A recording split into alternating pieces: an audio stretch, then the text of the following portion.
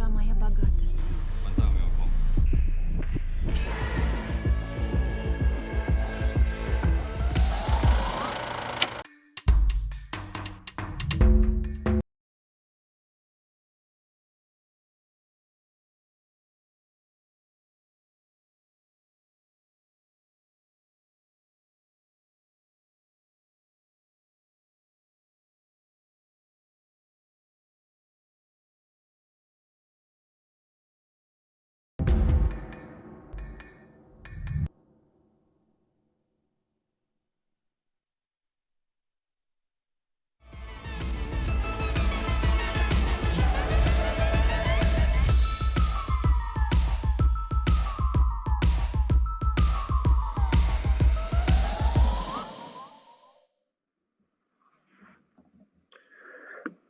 Buenas noches a todas y todos, a toda la gente que nos mira. Bienvenidos a esta clase magistral llamada Transitar la Soledad. Muchas gracias por sintonizarnos y por habernos acompañado hasta aquí a través de la aventura virtual que ha sido esta edición de FICUNAM. Gracias a la UNAM, a TV UNAM, a la Cátedra Bergman, al Instituto de Cultura de Taiwán y a nuestro traductor Pablo Mendoza aquí presente. Este que vamos a ver es un evento muy especial y emocionante para mí y mucha gente, creo, y es algo así como un clímax, ya que nos encontramos cerca de la recta final del festival de este FICUNAM. Tsai, que viene de aparecer, el honor que ha representado para mí y para todo el equipo del festival organizar esta retrospectiva dedicada a tu obra ha sido inmenso, dado pues lo mucho que nos has aportado, inspirado con tu pensamiento y tu cine. Así que nuestro más sincero agradecimiento hacia ti y también hacia Claude Wang, tu productor. Para hacer este encuentro aún más especial, tenemos la presencia de nuestra muy querida Eva San Giorgi, directora de la Bienale, que fundó FICUNAM y lo dirigió durante 8 años. Muy bienvenida, Eva. Les dejo por el momento adentrarse a este diálogo y les mando un fuertísimo abrazo. Bienvenidos, bienvenidas.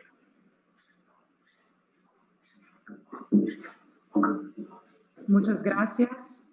Yo también les mando un saludo. Buenas tardes a todos y buenos días al maestro Tsai Liang. Es un honor también para mí poder moderar esta conversación con uno de los grandes maestros del cine y con una larga y variada cinematografía. El cine de Tsai Liang atraviesa varias décadas y llegando hasta hoy y con lo más contemporáneo y para mí lo más esencial del cine. Su cine es anticonvencional, tendremos la oportunidad de platicar. Quería solamente una gran bienvenida a un realizador que considero que además de ser muy humanista, de hablar de la condición humana, también ha sabido hablar del medio de su transformación, o sea, del cine. Y bueno, me parece además muy poético que estamos aquí en condición de presencia, distancia virtual, sin podernos encontrar, pero dialogando, y que esa conversación se verifique en Taipei en la mañana, en México, en su jueves en la tarde, y yo estoy en Viena. Entonces son las 2 de la madrugada, y me parece, bueno, extremadamente poético. Estamos al mismo tiempo, pero en momentos muy diferentes, incluso en días diferentes. Y eso es, bueno, un buen auspicio para empezar una conversación con un realizador que seguramente a través de su cine habla del tiempo. Y bueno, me perdonarán si tomo un poquito de té de vez en cuando. Voy a entrar con las preguntas. Mi intención es hablar lo menos posible después de esa introducción, que me perdonarán, porque evidentemente tendremos la traducción consecutiva y entonces mis palabras también necesitan el tiempo de la traducción, y lo más interesante es evidentemente escuchar al maestro Tsai Liang. Pueden hacer preguntas a través del chat, le explicarán también a través de las redes sociales. Vayan preparando y luego leeremos sus preguntas para dialogar con el maestro Tsai Liang. Bienvenidos a todos. ¿Podemos traducir, Eva? Sí. Para que entienda el profesor. Ok. 大家下午好，蔡明良老师早上好，很荣幸能够与一位伟大的电影大师进行对话。蔡老师有着经验丰富、形式多样的电影技术，他见证并参与了我们数十年的电影历史。在此过程中，他的电影融会贯通，他带着对电影的热爱，创造了一部部优秀的影片，并不断探索新的形式、新的格式，在无尽的探索中表现出无限可能。这便是制片人以及艺术家的工作之一。尽管无法当面交谈，但我们跨越空间上的距离，在线上相会。这种对话将3个天南海北的地方相连，穿越维也纳，来到台北和墨西哥。我们在同一个时间经历不同的早晚，分别迎接着夕阳与朝阳。这是极富有诗意的一件事。你们知道，如果我们这里也是白天，台北和墨西哥之间没有时差，那么这种诗意也将不复存在。但是现在，我们在墨西哥的星期四下午和台北的第2天星期五上午，穿过维也纳的深夜汇合，与蔡导演交流，这是很美好也很应景的体验。因为蔡明良老师本身也是一位关注在影片中展示时光变迁的导演。另外，您们在周4晚上提出的问题将得到解答，但这样的解答其实来自周5早晨的蔡明良导演。这也是很有趣的一件事。在我们被媒体加速的时代中，这是一件极为浪漫的事情。受条件所限，我们将把时间留给之后的交流讨论，尽量缩减需要连续翻译的问题时间。翻译员孟多老师将负责本场活动的翻译，我也在此向他表达感谢。我将把时间留给蔡明良老师，因为大家显然更关心他的发言。请原谅我耽误的时间，下面我们把时间留给蔡老师。好的，老师，我们就开始。谢谢您。Podemos empezar con la sesión de preguntas y respuestas. Gracias.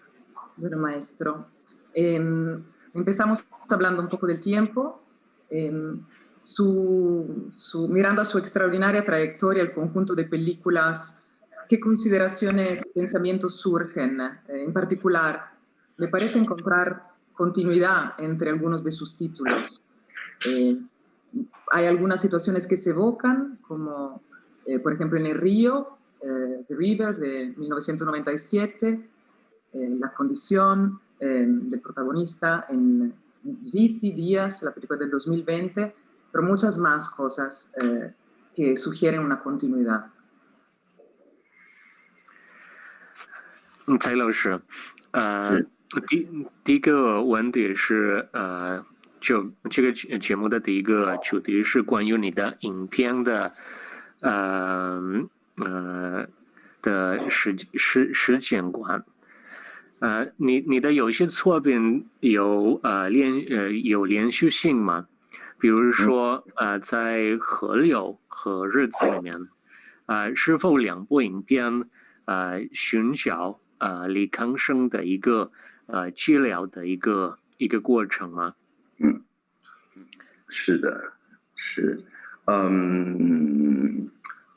大家好我这边是早上我其实把今天的对谈以为是明天，所以我睡过头了所以我现在感觉我好像还在梦里面，好像还在做梦的感觉不好意思，你先翻这个好不好？Muchas gracias a todos. Es un honor para mí poder estar en este programa del FICUNAM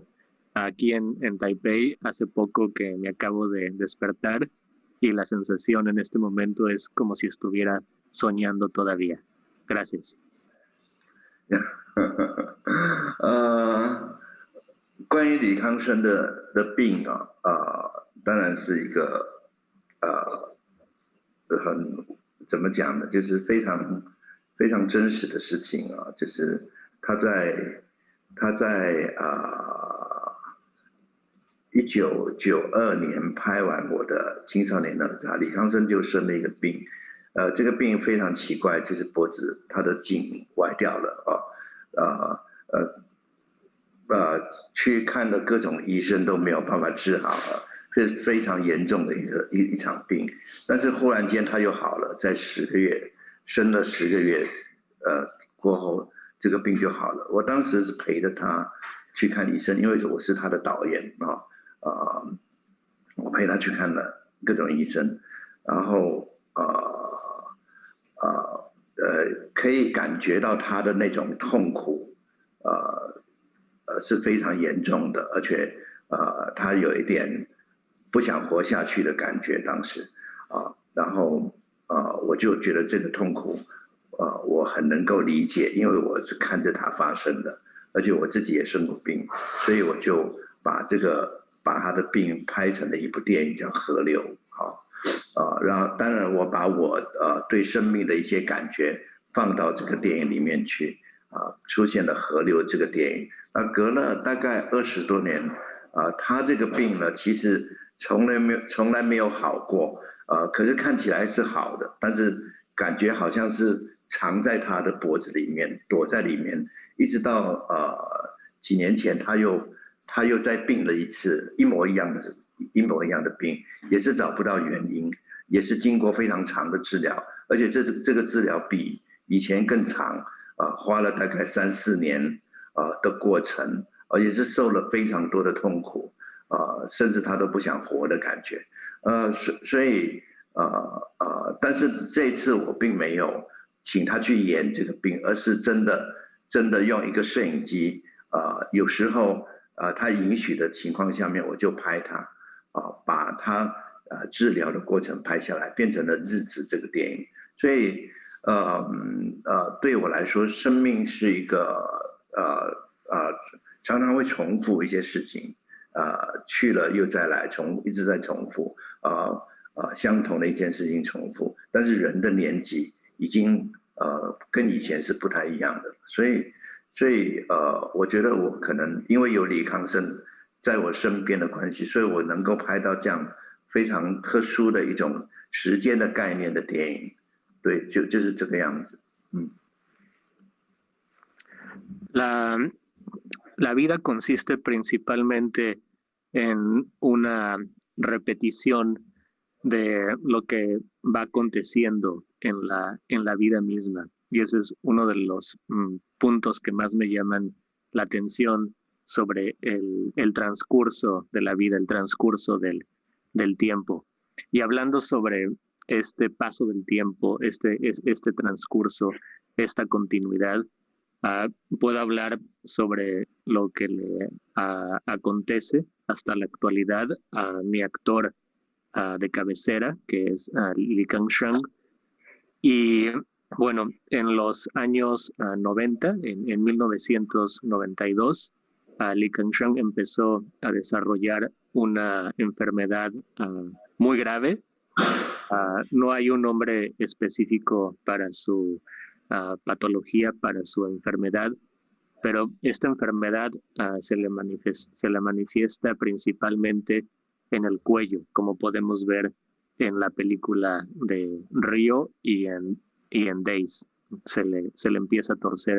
el cuello, como lo hemos visto en pantalla. Y ha sido una enfermedad que ha representado mucho sufrimiento para Lee Kang-shang, incluso en algún punto de su vida no ha querido seguir viviendo producto de su enfermedad. Y después de haber filmado a Río, pasaron 20 años y Lee Kang-shang empezó a desarrollar otra vez los mismos síntomas que vimos en su película Río. Y fue justamente la aparición de esta enfermedad, la continuidad de su patología, lo que nos inspiró para hacer la película, una de mis más recientes producciones, Days. Y de hecho, el contexto de Days justo empezó en la manera en que empezamos a grabar con el permiso de Lee Kang-shang este proceso arduo y doloroso para mi actor.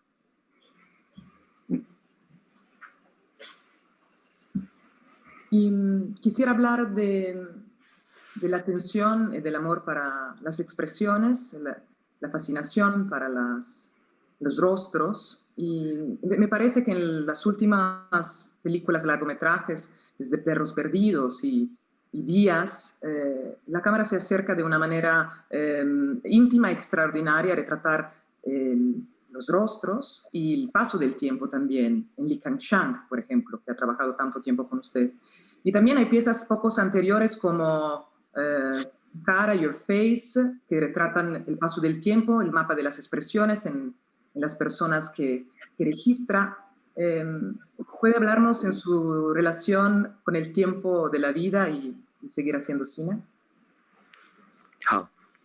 下一个问题就是关于你拍的人物的脸和表情，比如说在日子里面和酒友 Stray Dogs 的拍摄方法是很勇敢的拍生活本身的时间流动，或者人物的表情。假如在你作品的脸假如在你作品的脸里头，在哪个作品里面我就可以感觉到，在这个作品里面的镜头有着很独特的一个节奏，很多镜头有着6分钟左右的长度。能告诉我们您与生活的习惯的关系吗？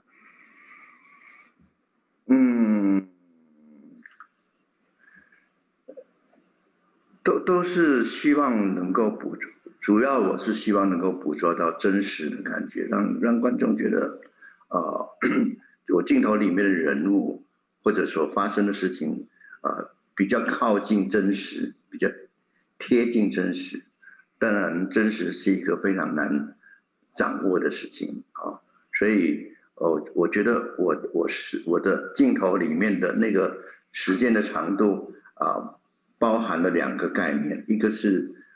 有意义的，比如说在吃东西，你会看到他的那个人的当时的状态可能是很卑微的只是要填饱肚子，可是有时候你又会觉得他在做一些好像没有意义的动作，没有意义的行为。你懂我的意思吗？就是说，我的镜头里面包含了2个元素，一个是有意义的时间的概念，就比如说他在吃东西另外一个当他吃的很久的时候，你发现这个动作又是没有意义的，所以可是我自己一直在想，我们人生的生命生活里面的表现，常常是这2种时间的混合，有意义跟没有意义的时间。可是，一般的电影会在很短，就是说会在每一个时间里面都要掌握到它的意思，都要有内容，都要有讯号要传达给观众。可是我的习惯是我传达了部分的讯号，同时我也传达了很多没有意义的时间在里面，让观众去感受到说其实日常的生活就是这个样子这就是真实，这是我常常透过我的镜头表达的方法。Sí. Una de mis principales aproximaciones al filmar es poder retratar la realidad per se. Y por supuesto, si hablamos de realidad, pues es muy difícil explicar exactamente qué es la realidad. Realmente nadie la puede explicar. Pero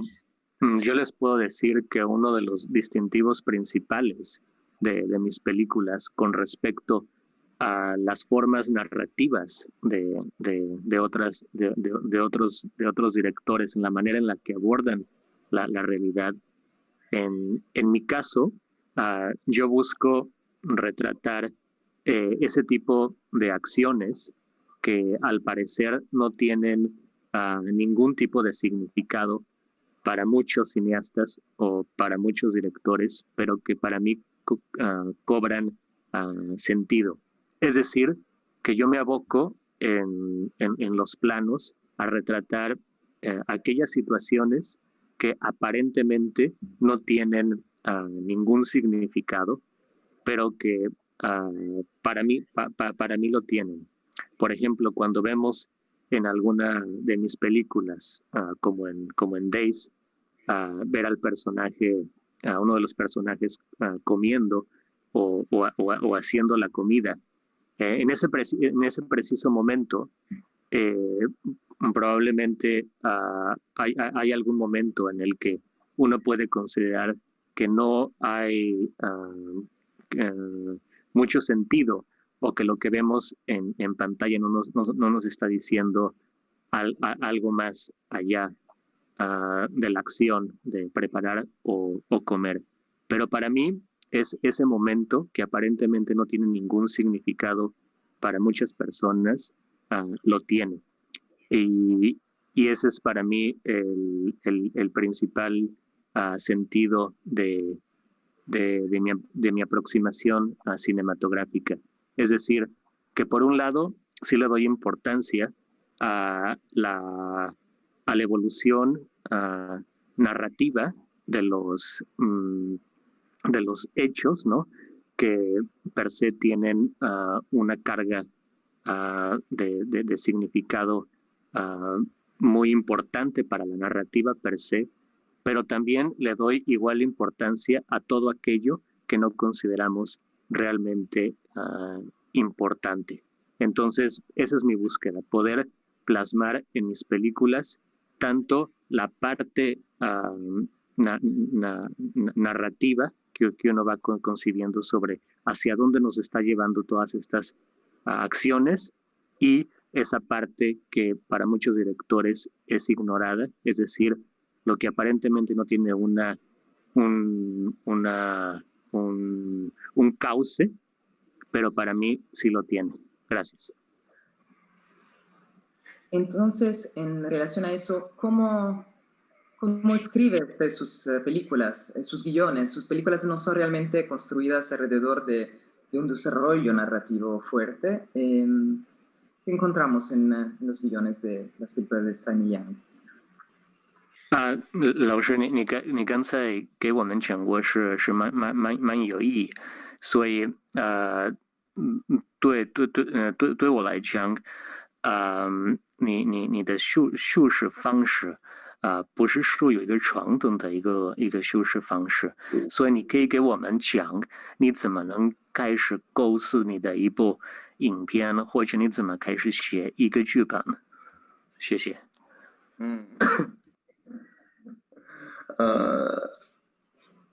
都来自生活吧，就是我很少自己去构思一个剧本，然后去找钱来拍电影，很少。通常都是某些时候有人有一些钱，就说蔡明亮你要不要拍电影？我有一笔钱，那个时候我就开始想我要拍什么。通常都是有一些生活的感觉会跑出来。比如说我怎么讲？我的第一部电影青少年哪吒Goodbye Dragon， 不是Neon of Neon God 那个电影因为我认识李康生，他是一个考大学考不上的一个学生然后我就觉得这个背景可以发展成一个故事，因为在台湾每一个人都要考大学很不容易进到一个大学里面去，在那个时候，所以我就用这个感觉拍我跟台北的关系就是这个小孩子因为不上补习班了他本来去补习班准备要再考大学，可是他突然间决定不去补习班了，所以他就在台北市游荡，有一点像我自己的生活，常常也在台北市游荡，所以借由这样的一个人的背景我就想了一个电影要拍。比如说怎么讲呢？就是我很少认真的去想剧本这个事情，去想，我通常都是想一个大概的感觉，然后才开始才开始写。比如说我曾经住在一个apartment 里面，公寓里面，我的对面是在盖房子，他们准备要卖房子，所以他们用那个麦克风很大声的广播他们的广告，我觉得很烦。但是呢，我就用这个感觉写成了我的第2个电影，叫《爱情万岁》，Viva l'amour 哦，所以我的电影大致上都是来自我生活的一些感觉，逐渐形成的。我在写剧本的时候，其实主要是方便去怎么讲打预算方便我的工作人员可以工作通常这个剧本是一个不完整的，没有完全写完的。我一面写一面拍，一面去找寻这个剧本的结局是什么所以怎么讲呢？就是有一点点用拍摄电影来发展内容的一个方法，在拍摄我的电影，大概是这样子。老师，我也想问你一下，就你刚才提过你的第一个作品里面也有李康生吗？对对对，就是他，就是以他对，因为认识他了，知道有他的背景ok,好的。Sí, la mayoría de mis películas y mis guiones están inspirados en acontecimientos, pero sobre todo en la sensación que me provocan las situaciones a las que me veo enfrentado en mi propia vida. Y yo justo conocí a Li Kangsheng cuando él estaba preparándose para ingresar a la universidad en Taipei. Y bueno, en Taiwán, en China, hay mucha presión para los estudiantes que se preparan para entrar a la universidad, porque la mayoría de los jóvenes quieren entrar a la universidad. No se puede concebir una vida sin ser universitario, sin tener una carrera. Y fue en ese momento en el que conocí a Li Kangsheng y él estaba justo en este periodo de su vida, que es un periodo muy conflictivo para los jóvenes. Y fue ese momento, esa situación, el haber conocido a Li Kangsheng en ese momento de su vida, lo que me inspiró para hacer mi ópera prima, que es Rebeldes del dios Neón. Y bueno, también les puedo poner otro ejemplo, que yo nunca imaginé que me iba a llevar a la concepción y a la producción de una de mis películas más representativas y más exitosas, que es Viva el Amor. Yo me encontraba en mi casa, como estoy ahora, un poco adormilado, y empezaban a remodelar una casa que estaba enfrente de la mía, un departamento, y el sonido que producía el taladreo sobre la pared y todos los sonidos que tienen que ver con la remodelación del departamento que estaba enfrente de mí, pues me causaban mucha molestia, me aturdían. Y ese fue el inicio de la concepción del guión de Viva el Amor, porque como bien saben en la película, pues es una película que parte de un personaje que está vendiendo bienes raíces, departamentos en Taipei. Entonces, esa es la inspiración al principio de mis películas. Son situaciones que tienen que ver con la realidad, pero sobre todo con la sensación que me provocan cada una de estas situaciones. Lo otro que también les quiero comentar es que en el proceso de la escritura, muchas de las personas que están involucradas en mi filmografía, como mis actores, como Li Kangsheng, como mi director de fotografía,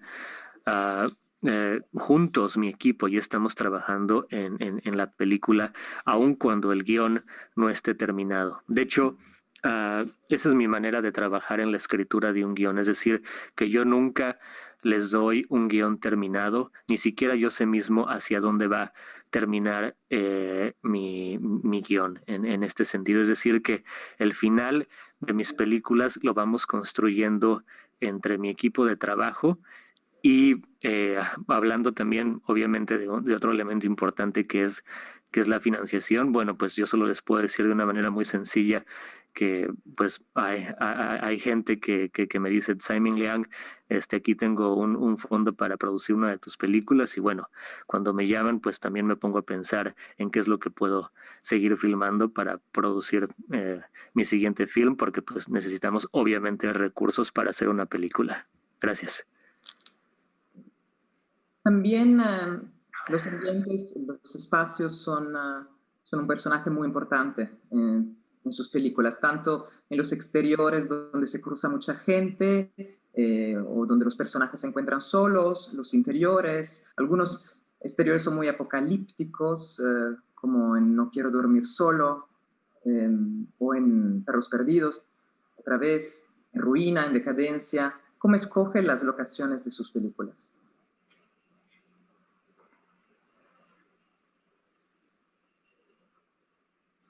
老师，下一个问题是关于你影片的空间，关于你作品的创造环境的重要性，我们就可以看得到，你会很重视你的每个影片的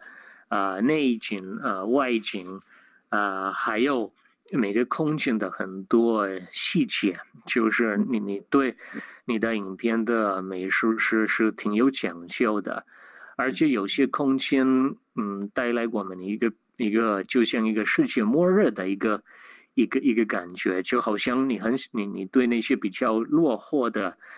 空间蛮有兴趣。在你作品里面会拍不一样的空间、地区、国家，比如说在台北、泰国、巴黎什么的，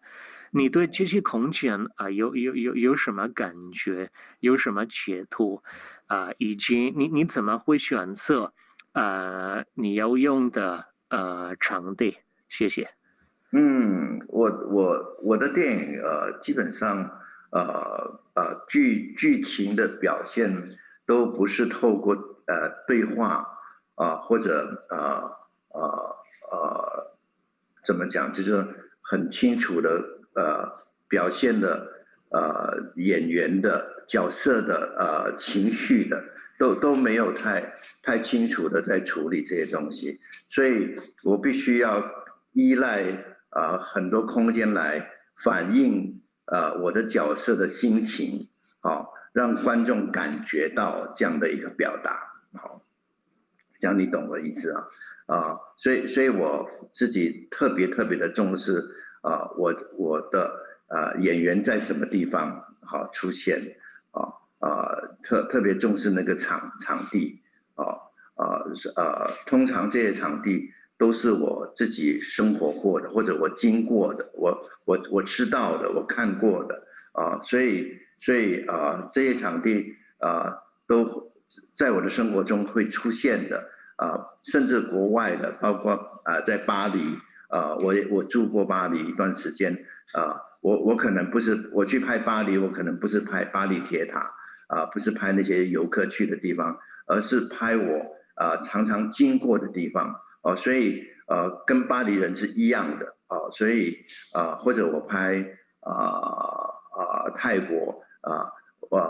我看到的那个泰国的观众看到我的泰国也是跟泰国人看到的泰国是一样的而不是游客去的那个地方，所以我找这些场地没有太困难，因为它就在我的生活里面那我在拍的时候我特别在乎怎么样拍出这个空间的气氛出来，所以我可能花很多时间去看这些场地，等我决定要拍的时候我会去看他们希望把演员放在什么位置上面，希望是什么样的光线，什么样的时间，来呈现这个场地的一个气氛，大概是这样子。所以我自己就像主持人说的，我是一个非常在乎这个演出的背景的一个导演。我觉得这些背景能够说出非常多的话出来他们也是一个角色的也等于是一个角色的意思一样。Sí. Al respecto, menciono dos aspectos importantes para mí sobre el espacio. Primero que nada, muchos de los espacios que vemos en mi filmografía son espacios que he visitado, que conozco muy bien, que sé que voy a utilizar en mis películas, y son espacios que tienen un amplio significado para mí. Y por otro lado, ¿por qué le doy tanta importancia a los espacios? Hablando de la carga dramática de mis películas, pues la razón es porque los espacios nos ayudan también a poder sacar lo que lleva un personaje dentro, ¿no? Es decir, que a veces no es suficiente lo que quiere expresar un personaje partiendo de él o de ella misma, ¿no? Entonces, el espacio es un complemento igual de importante para mis personajes, para poder expresar lo que yo busco en mis películas. Y hablando sobre el conocimiento que tengo de estos espacios, pues son espacios que son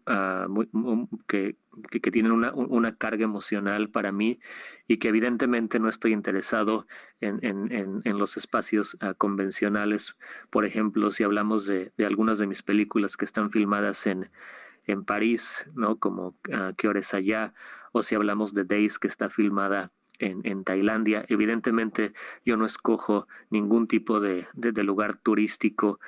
Si vemos, por ejemplo, Days, para algunas personas no les queda también del todo claro incluso que eso ocurre en Tailandia, porque son espacios que yo he mismo recorrido y que tienen un significado especial para mí. Gracias. Hay cualidades pictóricas, diría, en la composición de los colores, de los cuadros, y usted tiene una relación muy cercana con la pintura. ¿Cómo trabaja la estética? ¿Sigue pintando? ¿Tiene una relación su ser cineasta con el hecho que también se ha acercado a la pintura?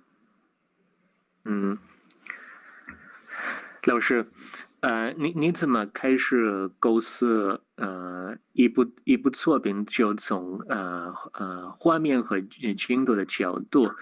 来构思你的影片？因为我就能感觉到你的作品有一个特别强烈的一个美学的追求，就有些镜头就像就像一幅画一样，就像上次你给我们解释关于釜山的画面，有点像有画那个感觉，所以你可以给我们解释你对这些景别镜头的构思，跟你对自己美学的追求吗？谢谢。我总是希望电影是好看的这个好看通常不是它的剧本的问题是它的构图的问题。我希望每一个镜头都是重要的而不是一个过长的讲故事过长的一个过程我有一个摄影师跟我合作之后，他就说他拍电影常常感觉好像在拍台词，可是拍我的电影他觉得是在处理一个画面所以我自己对处理画面是非常讲究的很小心的处理每一个画面都是一个重要的一个表达，好，所以我的每一个电影怎么讲呢？就是在现场拍摄的过程里面，特别讲究怎么样构图，怎么样掌握到那些光线的问题，还有怎么处理颜色明暗啊，都很小心啊。我希望出现在我的画面里，出现我的电影里面的画面，每一个都是有一点像一幅画的感觉，所以这是我的慢慢培养出来的一个习惯，把戏剧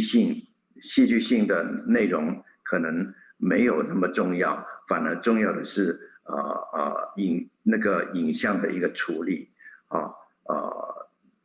对，这就是他感觉到我的电影里面的一个特质就在这里，就是我自己喜欢的电影也是通常都是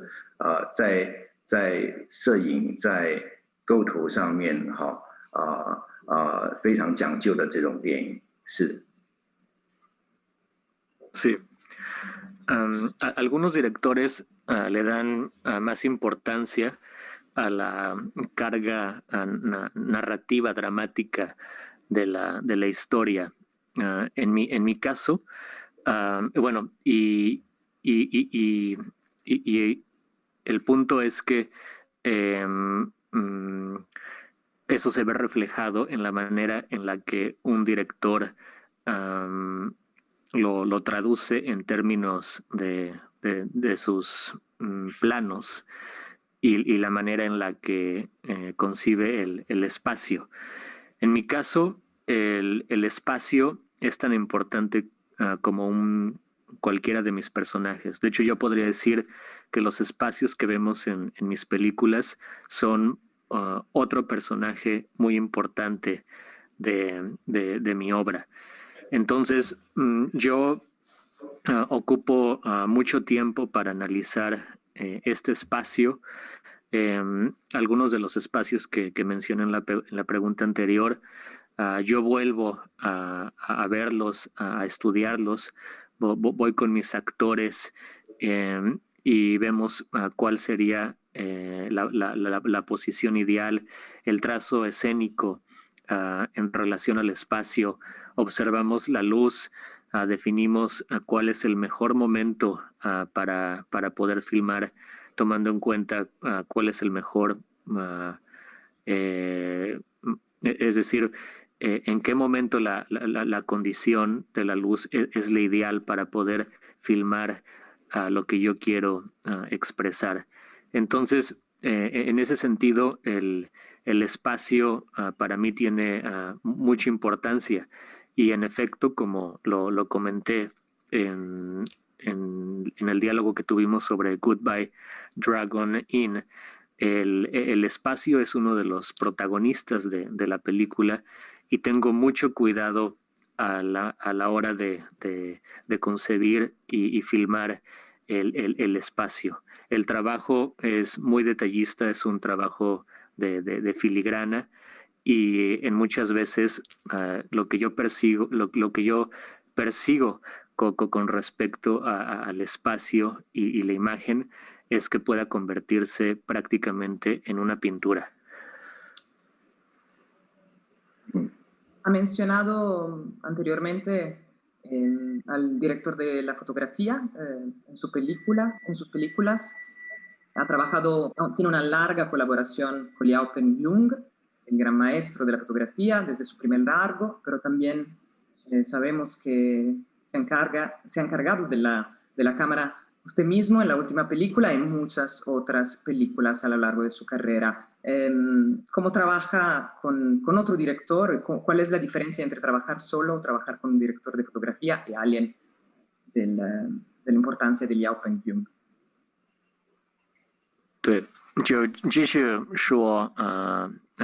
画面的工作，你怎么跟你的摄影师廖鹏俊工作？然后我也知道有时候你自己老师也会用摄像机，你自己也会当摄影师，所以对你来讲这个摄影的工作大概有怎么样的过程？还有如果你只有跟另外的一个摄影师工作的话，你会怎么说呢？处理这件事情？是，跟我合作的摄影师没有太多，就是有几个这个都是长期合作的一个阶段都会有不同的摄影师，通常我跟廖本荣摄影师合作，他是一个非常聪明的很会摆位置的一个摄影师，所以我每次跟他说我要拍什么东西，他就会先摆位置，然后我们再讨论这个距离这个构图是怎么样的，所以都不复杂，都非常简单就可以达到那个目的。那我另外希望有一个很好的灯光师或者一个很好的测光师就是他们都会帮助这种这个影片的完成构成所以怎么讲呢？就是就是我会非常要求那个画面的美感的一个美学的一个呈现这是我一定会要求的要看情况，看每一次拍摄的内容是什么通常我的摄影师都可以帮我很大的忙，我自己本身很少自己拿镜头，我没有信心，通常都是依赖摄影师来帮助我掌握到好的画面的然后关于你自己本身也会拍吗？就是我比较少，我很少除非逼不得已没有摄影师的时候我会自己拍，但是我没有信心，我需要有一个好的摄影师跟我在一起。Sí, de hecho, yo he filmado la mayor parte de mi obra con mi fotógrafo de cabecera, que es Liao Pongjung, que como Li Kangsheng es una persona con quien llevo una estrecha relación y colaboración de hace mucho tiempo. Y tanto él como los actores que han estado en toda mi filmografía, él entiende perfectamente hacia dónde vamos en cada producción. Es una persona muy detallista, entiende muy bien en qué momento tiene que estar la cámara posicionada y la búsqueda con él siempre es que la imagen, que cada plano sea lo más estético posible. Yo realmente he colaborado con muy pocos fotógrafos, más bien todo mi trabajo lo he hecho con Liao Pongjung. Y en cuanto a la siguiente pregunta, cuando yo he operado cámara o intentado ser a mi propio director de fotografía, más bien yo lo he hecho con un fin documental para registrar algunas de las imágenes que me provocan ciertos sentimientos o como para hablar del proceso de la enfermedad de mi actor. Y realmente yo tengo muy poca confianza en mí como fotógrafo. Yo no me considero fotógrafo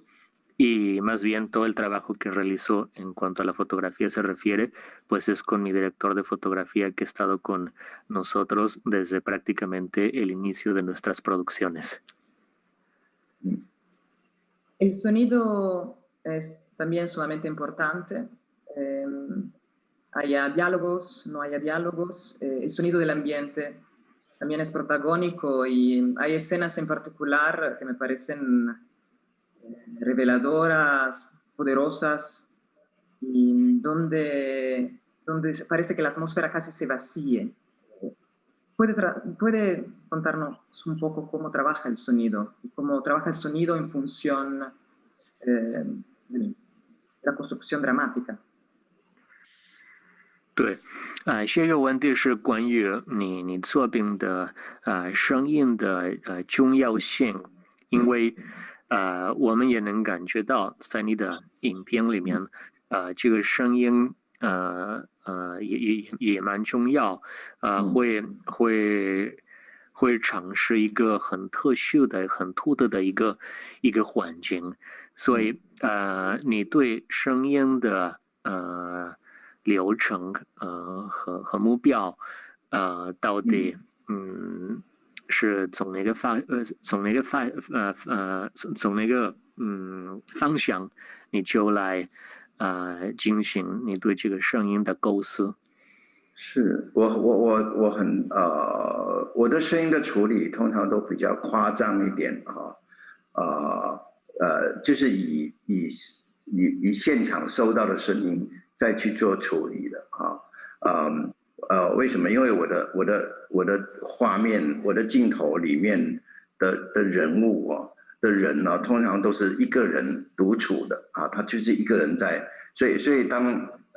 一个人的时候，我觉得他对声音比较敏感所以我是用这种心理的概念来处理我的声音，所以每一个声音都会被放大一点点比较夸张一点点去制造，因为我的影片也没有放背景音乐，没有音乐完全是靠现场的声音，比如说马路的声音、车声或者是城市的声音或者是一个大楼里面的声音，所以基本上都根据这个角色的心理来思考所以声音会变得很大，有时候连呼吸声都可以听到的所以声音是在我的处理上，它是帮助观众让观众多一点点感觉加给观众一点点提起他继续观看下去的一个气氛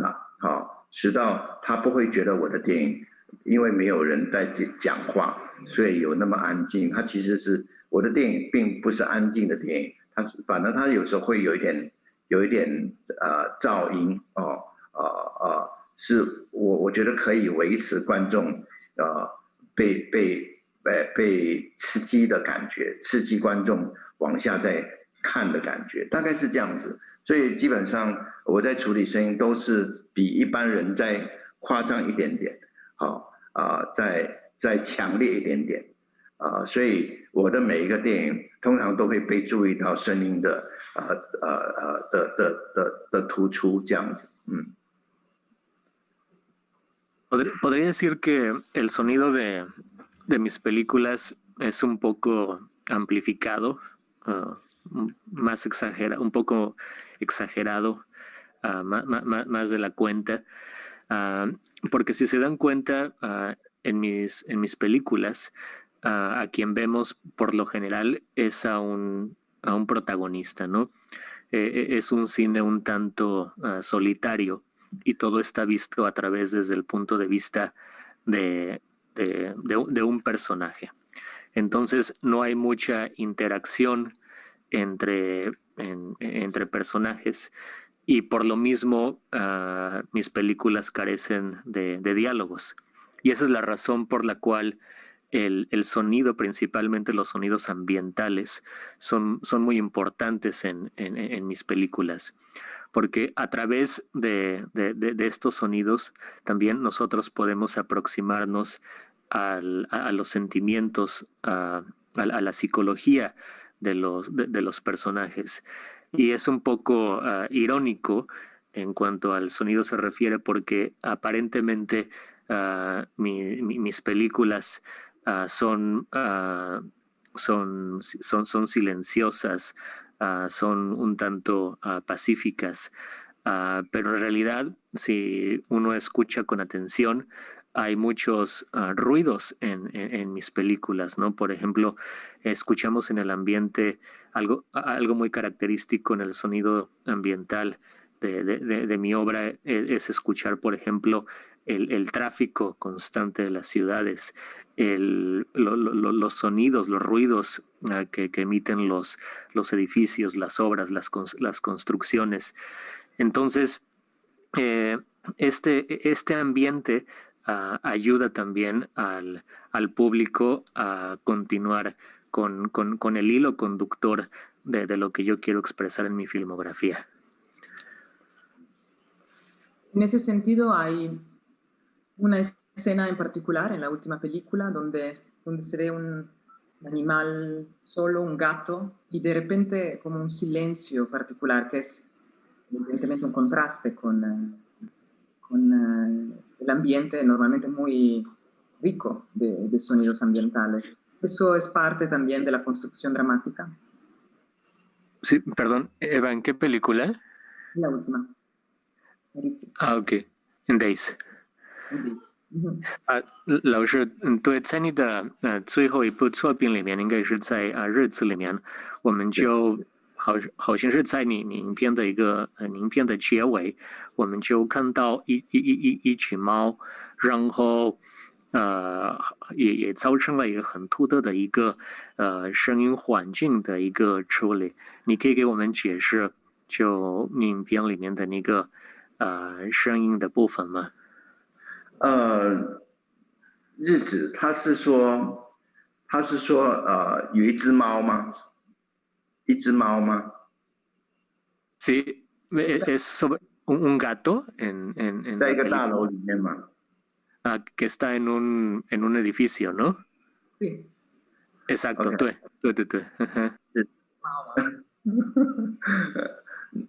那个镜头基本上是没有声音的，大概有5分钟吧，5、6分钟是没有声音的。其实所以我就说我在处理声音是比较夸张的，有时候我也会在我的其他的影片里面让某一段画面是没有声音的完全是沉默的、安静的这个时候我的那个做声音的师傅就会很紧张，觉得不可以没有声音，但是我觉得这是一个心理的概念，完全是根据心理来思考的它也许像一个梦一样当这个画面没有声音的时候会使到这个镜头特别像一场梦，像做梦的感觉所以在日子里面有一个镜头是忽然间没有声音，是一个大楼的一个好像是太阳出来的感觉的太阳的光照在一个旧的大楼，很残破的大楼的玻璃上面刚好有一只猫就从玻璃里面走过所以特别感觉那个画面特别像不真实，像一个梦一样，像一个都市城市里面的一个梦的画面，这是我觉得会使到观众非常非常的专心去看那个画面会使观众注意到，因为那只猫不是太明显的，因为它在很远的地方，所以观众因为没有声音，他反而会很集中的看这个画面，就看到猫在走过所以我自己很喜欢那个镜头，有一点像是这个都市忽然间睡觉了在做一个梦的感觉En efecto, esa escena en particular prácticamente no tiene sonido y a mí justo me gusta generar un contraste entre escenas que tienen un sonido muy amplificado y escenas que prácticamente no cuentan con un sonido ambiental, que están prácticamente en silencio total. Y incluso pongo muy nervioso a veces a mi sonidista cuando ve que alguna secuencia en particular está resuelta de esa manera, es decir, que prácticamente no cuenta con ningún sonido. y evidentemente tiene una razón para mí, que es que yo pienso que parte de la realidad también está dotada de muchos momentos en los que la realidad parece una ensoñación, parecería que todo es producto de un sueño. Y esa escena en particular de la que tú hablas, a mí me gusta mucho porque a pesar de que es un edificio, que es algo que podríamos nosotros ver en cualquier parte, pero la manera en la que está filmada y la manera en la que aparece el gato, y que de hecho fue una casualidad su aparición en el cuadro, y la manera en la que decidí en cómo resolver el ambiente del sonido, es decir, prácticamente en silencio, pues habla de un momento de ensoñación, y que también es un reflejo de la psicología, del sentir de mi protagonista, o en este caso en Days, de los dos protagonistas. Gracias. Me gustan mucho los gatos. En Adiós Dragonín, su película del 2003, en un cine que está por cerrar, se muestra a pocos espectadores, un clásico del cine taiwanés, Dragonín, y bueno, la cultura del cine ha cambiado enormemente en las últimas décadas y usted la ha sabido acompañar. ¿Cree que esos cambios la han también inspirado a explorar otros formatos, otras formas y también otros espacios de exhibiciones para sus obras？对，上次我们提到补散的影片老师，现在的电影，尤其是影院的概念有一个很大的变化，尤其是现在我们面对疫情时期，你觉得从你自己的个人的角度嘞，电影的未来会怎么样？还有你自己会探索不一样的元素吗？因为这个电影本身一直在变化，所以你怎么看这个现象？我觉得现在的电影因为有一个你们怎么说串流平台，有一个像 Netflix 这样的一个或者 HBO 这样的一些电视台，他们也播放电影他们会因为在这个平台上，在电视上播放电影而制造电影，他们会用这个概念，所以甚至会制造很长的电影影集的概念所以电影跟电视逐渐的就没有太大的分别，故事片、剧情片还是非常流行，会变得非常流行，因为大家习惯看这样的电影，所以电影的发展可能maybe 在市场上是非常好的越来越多人使用这种观看的方式在看影片那可是在电影本身可能就电影的艺术性可能会越来越困难，越来越难发展，很少人会去留意这一块这个部分。我自己觉得说，电影的发展是跟播放的平台是有很直接的关系的当电影院大的电影院越来越少的时候，可能大家对影像的概念就会变小，变成有一点在那个屏幕上，电脑的屏幕上或者是电视机上去思考电影，可能在创作上是不是太好的一种发展我自己当然还在拍我自己的电影，我自己的电影还是思考说能不能在大荧幕上放，因为我觉得我的电影需要在大荧幕上放所以如果戏院越来越少的话，我可能会思考说其实应该发展一种电影院叫美术馆的电影院。因为现在西方也好，东方也好，亚洲也好，欧洲也好，有很多新的美术馆成立。美术馆会把电影当作是一个现代艺术来看待，所以他们每一个美术馆都可能有一个戏院。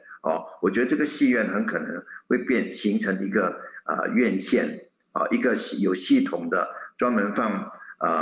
放艺术片的一个院线。我觉得这个可能是一个可以思考的一个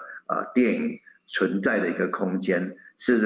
是去到的美术馆，这是我想的概念。Sí, evidentemente el cine ha experimentado grandes cambios hablando de la manera en la que se transmite, se exhibe en la actualidad. Y obviamente lo más popular en la actualidad pues son las plataformas de televisión, de internet, de streaming, tipo Netflix, que es la manera más popular ahora de ver películas, y donde el elemento dominante, preponderante de este tipo de películas, pues radica en el dramatismo, en todos los elementos que corresponden, que caracterizan a lo que es una película de ficción. Y yo pienso que en mi opinión particular es una visión reduccionista del cine. A mí no me gusta ver o que se transmitan sus películas en pantallas pequeñas como en una televisión o en un celular, porque yo más bien concibo mis películas para verse en el cine. Y al mismo tiempo estoy consciente que este concepto de ir al cine, sobre todo en este momento, y más si hablamos de la pandemia, pues es cada vez más escaso el fenómeno cinematográfico que conocíamos hace algunos años. Han desaparecido la mayoría de los cines que vimos en Goodbye Dragon Inn de miles de butacas. Y yo lo que veo ahora con la manera en la que nosotros como directores que tenemos una búsqueda artística, que queremos ver proyectadas nuestras películas en pantalla grande, es que la nueva tendencia es que la mayoría de estas obras encuentran un nuevo espacio en las galerías o en los museos de arte. Si se dan cuenta, este tipo de películas ha encontrado un espacio justo en este tipo de galerías, y al cine en este tipo de espacios se le ve justo como una obra de arte que ya pertenece en la museografía de una galería. Entonces, en el futuro, el tipo de películas que yo hago va a tener un espacio en este tipo de lugares, porque el cine que conocíamos hace mucho tiempo, es decir, la manera en la que se exhibía el cine años atrás, pues ha desaparecido casi por completo. Hay muchos temas abarcados a través de sus películas, pero quisiera preguntarle algo que encuentro fascinante, esperando no sea muy ligero, pero siempre me ha fascinado la presencia y la relación con el agua. Hay lluvias incesantes en el agujero, en Dong, Tehol, hay sequías en la nube errante, hay inundaciones de repente de departamentos. ¿Cuál es su relación con ese elemento que además en su película tiene un aspecto que se puede tocar, muy áptico? 在你的每个作品里面，有一个挺有趣的一个元素，一个自然的元素，这个元素是水。在你的大部分的作品里面，比如说在洞里，在爱情是万岁，还有很多作品水的这个元素，当然还有河流，这个元素是非常重要，包括在天边一朵云里面，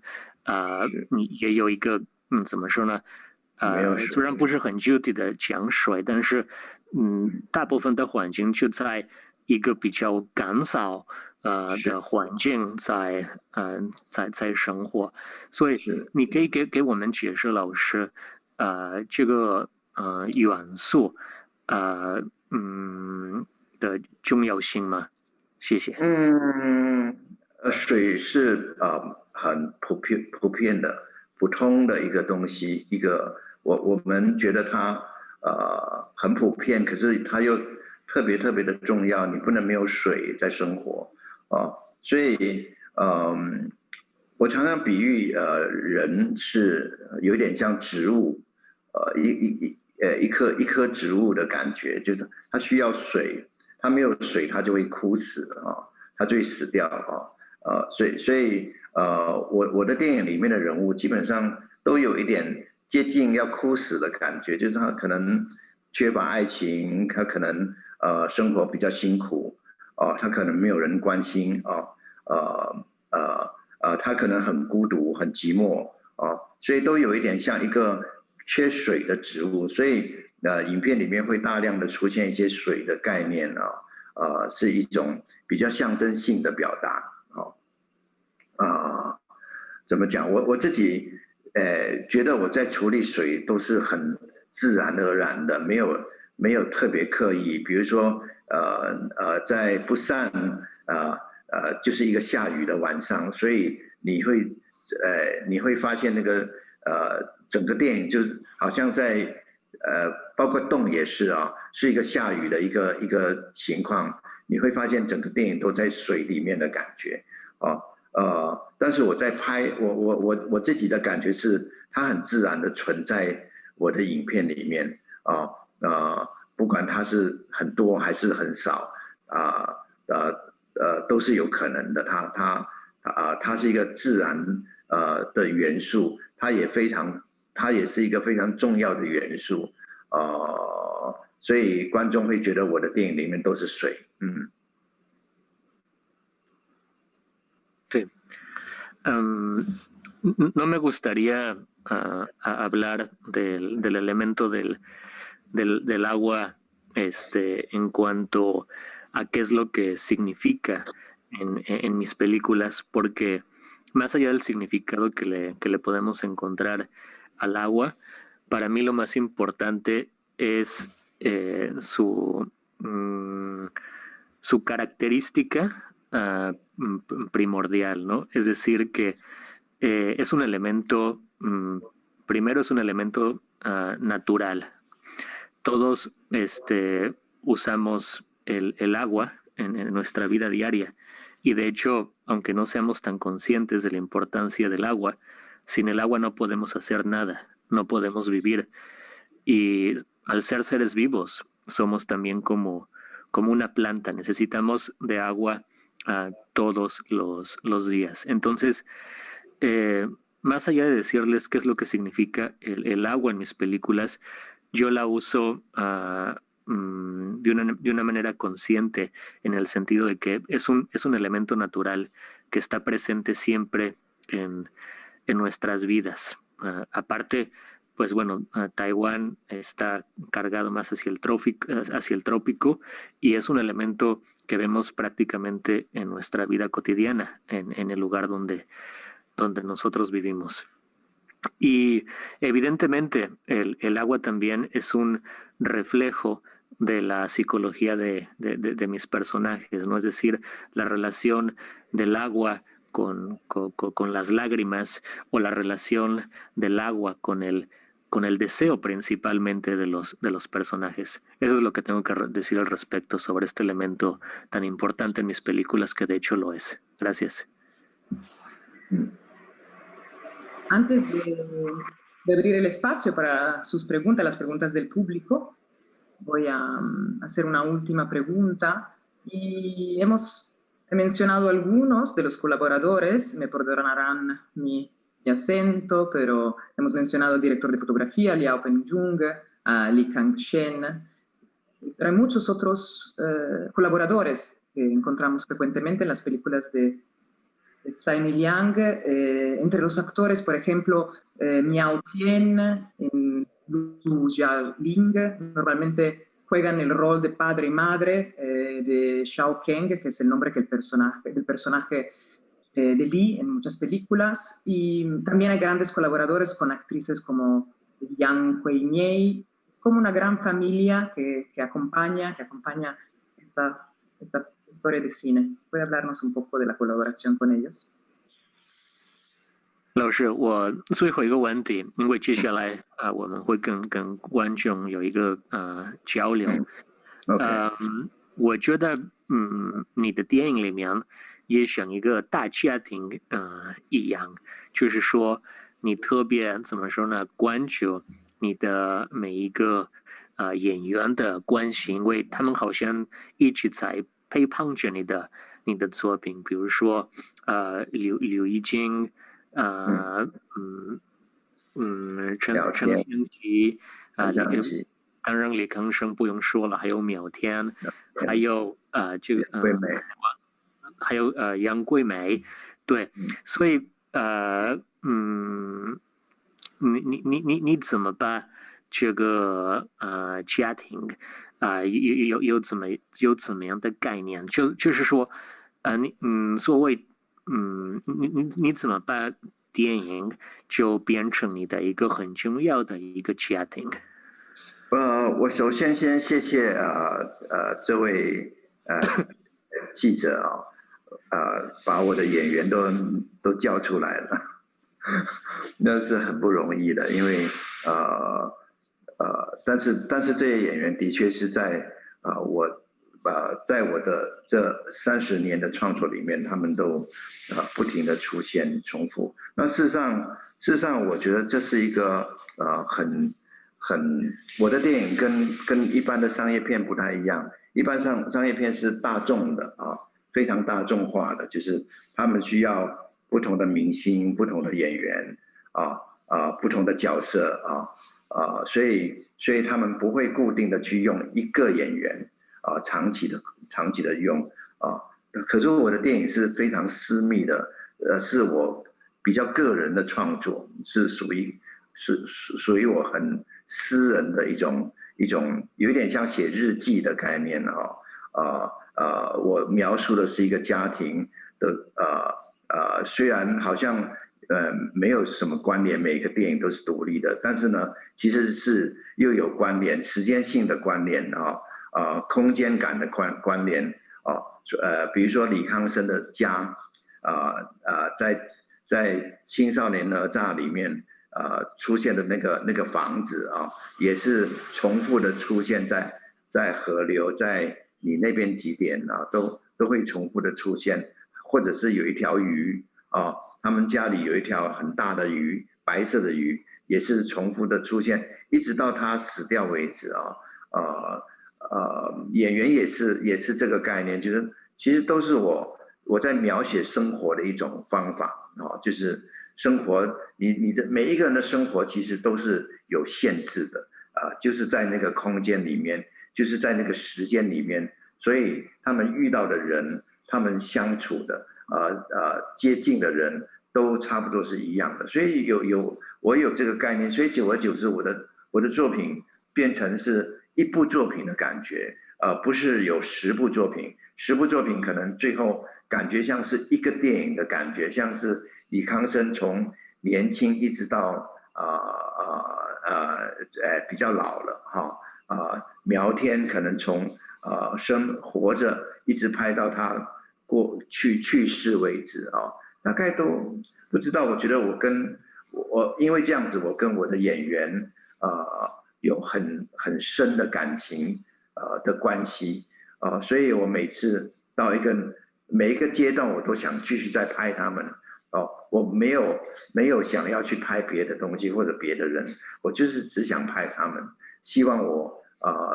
可以多拍一点他们可能我怎么讲呢？我下一部电影很可能还是再继续用这些演员，大概是这样子。Bueno, primero que nada, quisiera agradecerte, Eva, por tu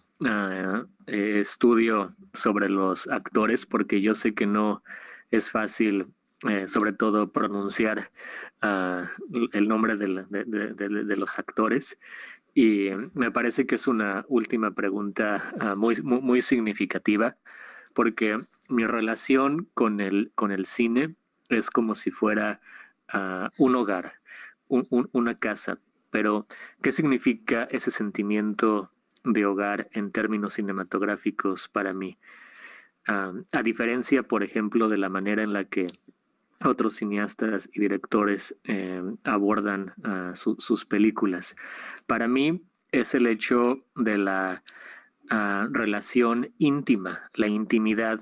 que hay con cada uno de los miembros de esta familia, de mi familia en mi obra. Y en efecto, cada uno de los miembros de esta familia son todos los actores que aparecen a lo largo de mi filmografía. Y yo estoy muy interesado, es decir, el sello de mi filmografía es hablar sobre la vida de mis actores, como es el caso de Lee Kang-sheng, que a lo largo de toda mi obra vamos viendo pues sus cambios en su vida, ¿no? Es decir, en mi filmografía vemos envejecer a los actores, ¿no? Y eso lo vemos con cada uno de los actores que aparecen en mi película. Yo no soy un cineasta que persiga hacer películas comerciales que necesitan siempre de nuevos rostros de estrellas en sus películas, sino que eso es lo que caracteriza a mi cine, es decir, una aproximación muy intimista con esta familia, y eso es lo que le da sentido y significado a toda mi filmografía. Yo no lo podría concebir de otra manera. Gracias. Gracias. Entonces es el momento de sus preguntas. Voy a leer algunas. Alguien pregunta a alguien que no firma. Acuérdense de mandar su nombre, es lindo. Y la pregunta es la siguiente. Si trabaja el guión de manera libre y va encontrando el final conforme avanza el film, ¿cómo hace para desarrollar la parte de musical, como por ejemplo en La nube errante? 如果您的电影剧本在创作时没有确定电影的结局，那么您怎样设计这部电影的声音的进展呢？还有电影的音乐感，尤其是在那个天边多云。对。是什么意思？天边多云，然后呢？对，老师，如果你没有一个完整的一个剧本的话，你怎么会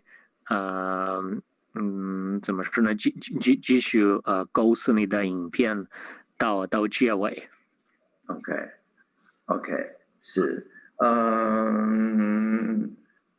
一面拍一面找感觉，我几乎每一个电影都是这样子，就是可能剧本写了一个剧本，这个剧本感觉它不完整，因为不太知道停在哪里不知道结局是什么，但是呢，我会一面拍一面感觉到那个结局，每一次都很自然而然就走到那个地方，比如说那个郊游好了，我是在找景的时候，找 location 的时候，去找那些废墟，然后有一天就在废墟里面发现一幅画然后结果这个电影的结局就停在这个画的前面，这样懂我的意思吗？比如说河流我们找李康生跟苗天他们父子2个要住的旅馆找旅馆，他们去看医生要住在一个别的城市里面的一个旅馆，就要找到那个旅馆，打开那个窗口，那个窗口有一个正在盖的房子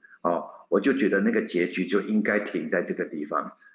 你知道每一次都是用这个方式，剧本很可能永远发展到2/3就停下来了，然后不太知道那个结局是什么。然后我每一次都是用这个方式，先顺着次序再拍，从头拍了，然后同时还在找空间，还在找布景还在找 location， 所以很自然而然的镜头那个画面就会停在那个最后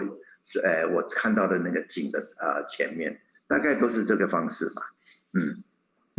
还有一个问题，老师，就是关于电影的邀请那个天边多云的音乐，对你怎么会想就你电影里面的音乐？天边多云我就希望发展成是一个比较不太真实的荒谬的一个感觉，因为它是一个拍色情电影的一个内容演员去演拍摄色情电影的那个内容，那我希望这个里面的内容是比较夸张的所以我自己就想说它可以出现音乐的场面来表达这些演员的心理的活动。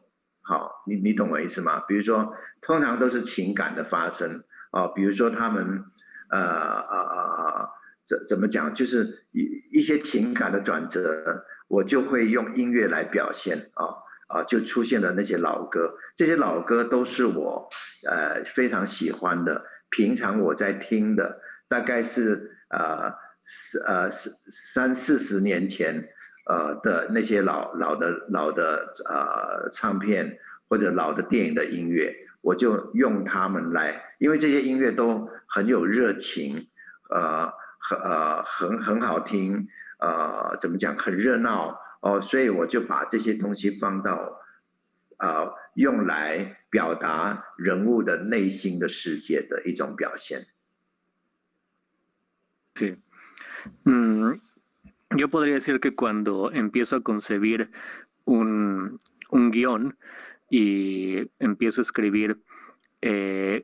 al momento en el que decido que empezamos a filmar, lo que tengo en términos de porcentaje del guión es apenas una cuarta parte de lo que será la película a lo largo de la filmación. ¿Y cómo es que encontramos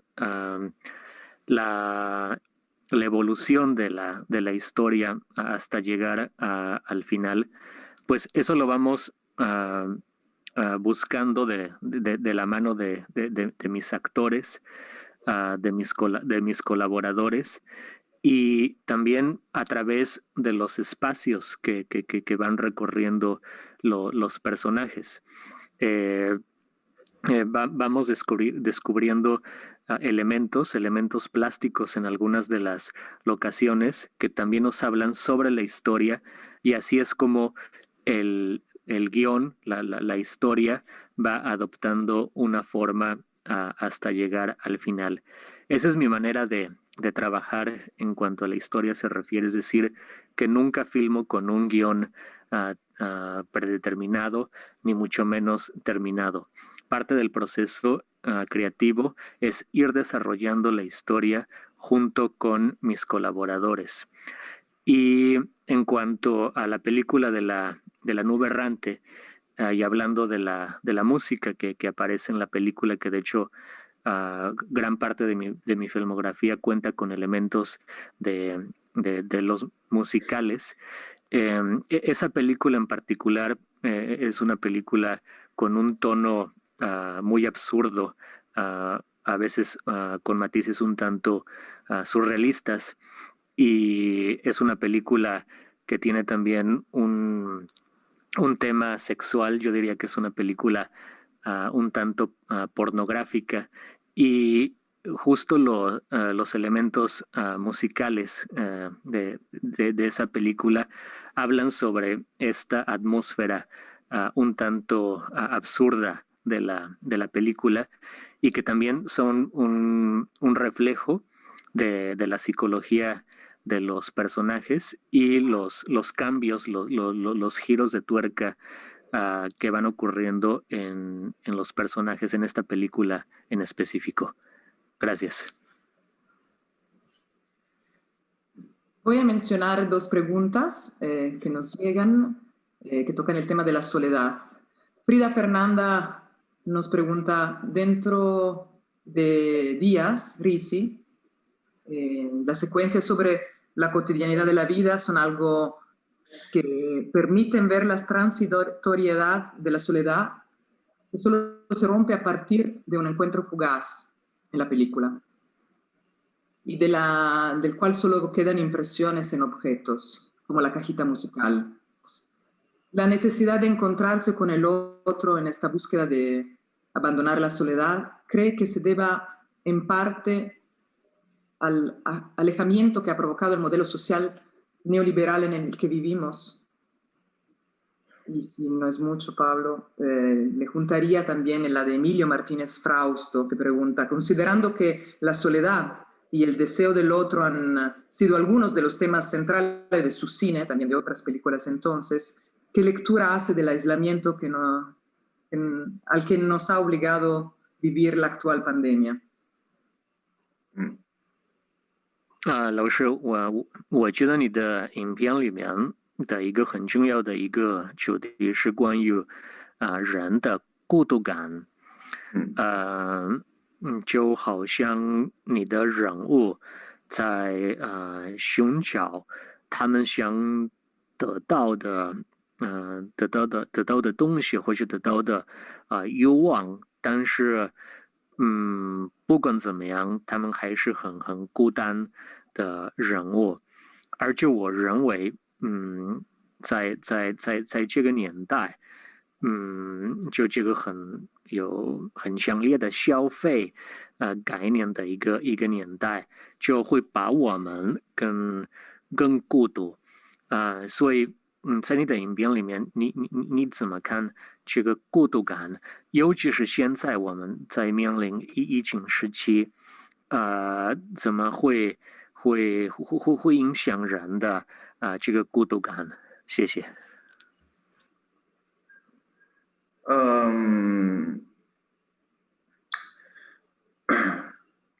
就是人，怎么说呢？我每一个时期的电影处理的那个孤独感都不太一样，可能跟我的年龄有关系吧，怎么讲呢？就是年轻的时候有一种你不能被理解的那种情绪你人都会希望被了解，但是呢，总是觉得讲不清楚很多个人的内心的一些问题，你没有办法去跟别人讨论所以你会觉得你非常孤独怎么讲呢？有一些性向的问题或者是情感的问题，通通都不太能够或者情感的表达的问题即便是一对很亲近的关系，也不太能够沟通年轻的时候有很多这样的一个情绪，到了年纪再大一点的时候，可能又有生活上的压力各种的压力可能会造成你怎么讲呢？就是可能要或者那种挫败感生活里面你想要的东西你得不到，你会有一种挫败感，或者一个人有人比较成功，有人比较失败或者追求不到你想要的那些东西都会有所以人在每个阶段都会感受到不同的寂寞的感觉啊，所以到了年纪大的时候，你又有身体的问题啊，自然的死亡的问题啊，会跟着来，所以每一个阶段你会有不同的那种生活给你的不确定的感觉，所以然后最困难的是可能对你的渴望你很难满足，每一次都是不能满足或者爱情的落空爱情的不确定等等，人其实是一个永远在不确定的状态里面生活的，所以我觉得这个也是让人产生一种很寂寞的感觉。所以我想我的电影大致上都在表现这个吧，尤其是现代的社会里面，资讯那么发达物质条件那么多然后还有你跟不上这个时代的感觉，你追不上去发展的这么快这个社会，所以就会产生这些问题，所以我也不太知道怎么讲这个感觉，反正我的电影一直都在表现我自己对生活、对社会、对环境的一种感受这是我很私人的感受，我会把它反映在电影里面这个感受永远脱离不了一种寂寞的感觉、孤独感的感觉，大概是这样子吧。En mi filmografía, yo siempre estoy retratando el momento en que estamos viviendo, así como diferentes etapas de los personajes. Es decir, retrato, por ejemplo, el sentimiento de soledad o lo que produce la soledad en la gente joven, que por ejemplo todos buscamos ser comprendidos, pero es imposible que el otro nos entienda en su totalidad, lo que provoca este sentimiento de soledad, y así como los deseos que no pueden llevarse a cabo, que no pueden cumplirse cuando uno es joven y produce un sentimiento de frustración. También hablo de la soledad en las personas mayores, como por ejemplo en mi caso, que ya soy un poco mayor, nosotros nos enfrentamos a otro tipo de sentimiento de soledad. Por ejemplo, la manera en la que empezamos a encarar la muerte que es inevitable, o la manera en la que mis personajes ya mayores no pueden acoplarse a los cambios meteóricos de la sociedad actual, es decir, el aislamiento y la inadaptación de los personajes mayores, de la gente mayor en la sociedad actual. Entonces, yo más bien lo que yo busco es retratar esa situación que yo veo en mi realidad, más que emitir un juicio al respecto. Gracias. Pregunta Arian Sánchez. Hemos hablado de eso, pero es más específica. ¿Cómo concibe el tiempo, el espacio, el ritmo interno en los planos fijos, largos y silenciosos de algunas películas como ¿Qué hora es allá? En los primeros planos, o el último plano de El Río? 老师，你怎么构思你的每一个影片，每一个影片的镜头的时间流程？你对你的作品的时间概念你怎么处理，或者你怎么面对这个时间的流程？时间的流程，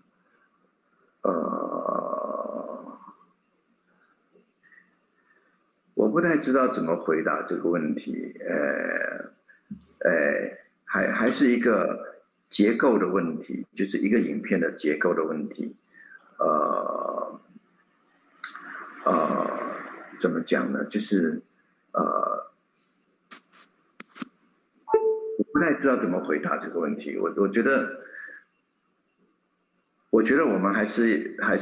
在，我觉得我还是在想说，怎么样把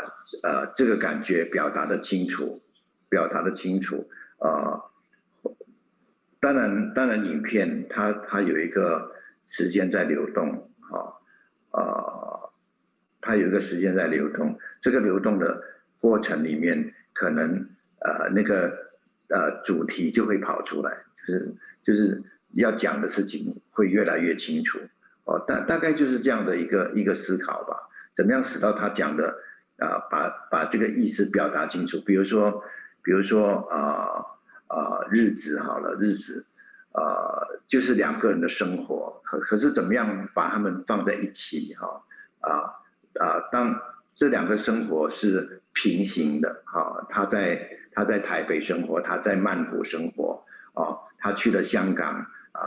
他又做了什么事情？所以每一个很自然，我觉得那个是一个自然而然的一个呈现，到最后两个会遇到一起，然后再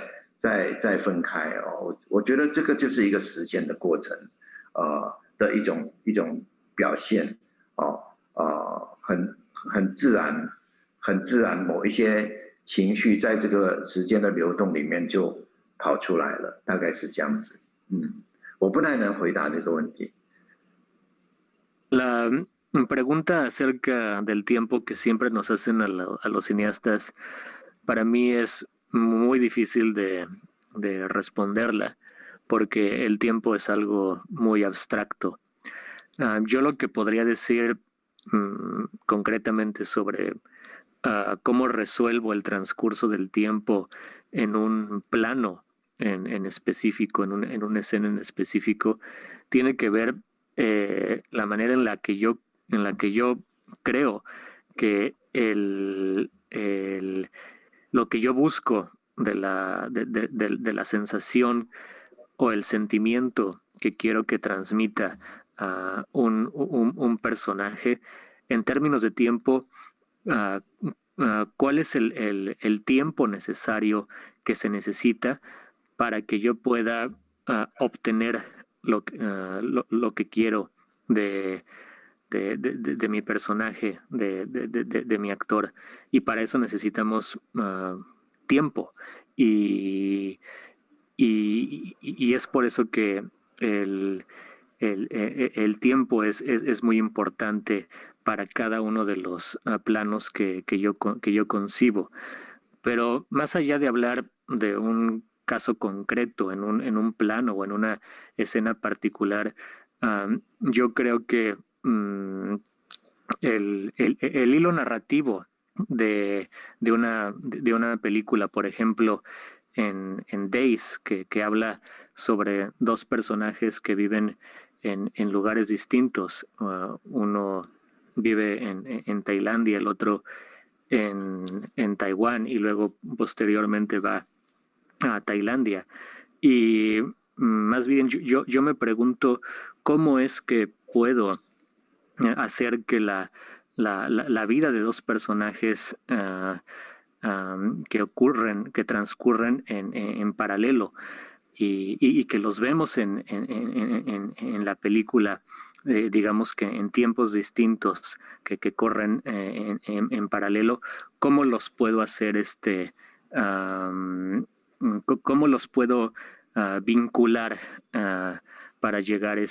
al fin de su encuentro? Es decir, que es un tema muy complejo y que honestamente yo no lo podría responder de una manera concreta. 可能一般的电影都是有一个故事性的，有个剧情的发展所以大家很容易看到那个时间的概念可是我的电影通常都是生活的生活的片段大部分都是这样生活的片段，所以我可能会利用每一个单一的镜头，一个镜头来组织那个时间的感觉所以跟一般的用故事性的那个时间的流动是完全不同的。我的是所以你看到我的电影基本上都是非常真实的感觉这个时间很可能5分钟这个时间可能是3分钟，这个时间可能是7分钟，它非常真实的存在这个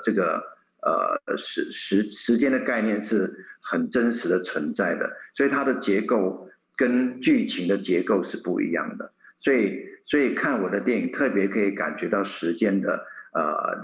存在和流动而不是听了一个故事的概念，所以我相信这位观众他问的问题大概是这样子，所以我可能必须要在这个时间的概念里面呈现真实的生活